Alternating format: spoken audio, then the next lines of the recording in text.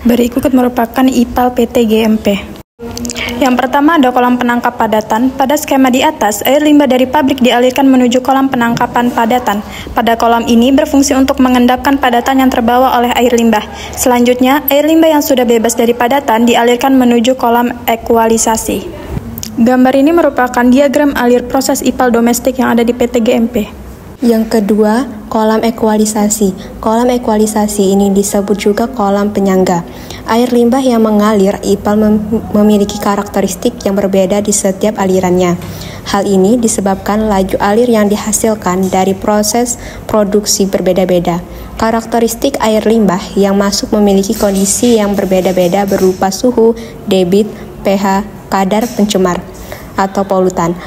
Air limbah yang masuk ke kolam ekualisasi diharapkan karakteristiknya menjadi sama atau kondisi menjadi homogen, sehingga masing-masing karakteristiknya konstan. Di kolam ini terdapat aerator yang berfungsi untuk menghomogenkan air limbah yang masuk pada kolam ini. 3. Kolam anaerob. Pada kolam ini, air limbah diproses dengan cara mendegradasi bahan-bahan organik dengan keadaan tanpa oksigen.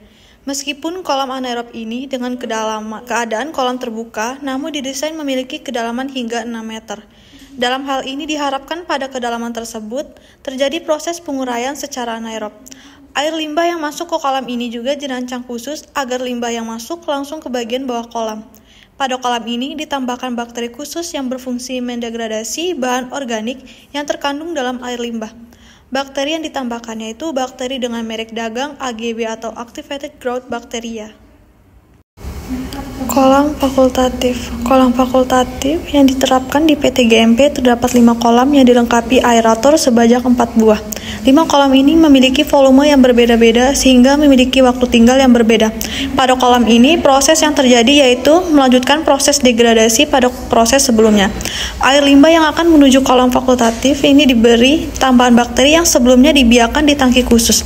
Bakteri ini mempunyai fungsi mendegradasi bahan organik dalam keadaan aerob. Jenis bakteri yang ditambahkan ialah bakteri yang dikenal dengan SGB atau Super Growth Bacteria. Pengaplikasian bakteri ini juga dilakukan 2 kali dalam seminggu sebanyak 5-7 liter per aplikasi dalam kondisi normal dan mencapai 25. 5. Kolam aerasi. Kolam aerasi yang dimiliki IPAL PT GMP terdapat 2 kolam yang masing-masing dilengkapi beberapa unit aerator. Pada kolam ini tidak terdapat penambahan zat kimia maupun mikroorganisme. Namun sebagai bioindikator tingkat pencemaran di kolam ini dibiarkan beberapa jenis ikan. Pada kolam aerasi 2 terdapat eceng gondok yang secara sengaja dikembangbiakan.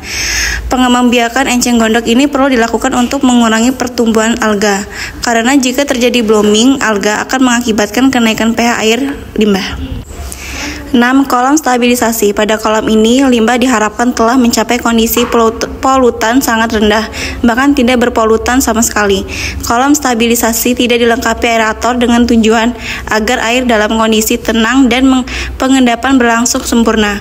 Di kolam stabilisasi ini juga dibiarkan beberapa jenis ikan yang berfungsi sebagai bioindikator tingkat pencemaran. Selanjutnya 7. Kolam monitor atau pemantauan. Pada kolam ini tidak ada perlakuan khusus pada limbah. Kolam ini sebagai media pengawasan kualitas limbah, pH, COD, TSS, NTU, dan lain-lain yang telah terolah di IPAL. Terima kasih kepada PT Gunung Madu Plantation dan Prodi Sanitasi Program Diploma 3 yang sudah memberikan pengajaran, pengumpulan data, penelitian, dan belajar mengabdi kepada masyarakat saat melaksanakan PKL Industri.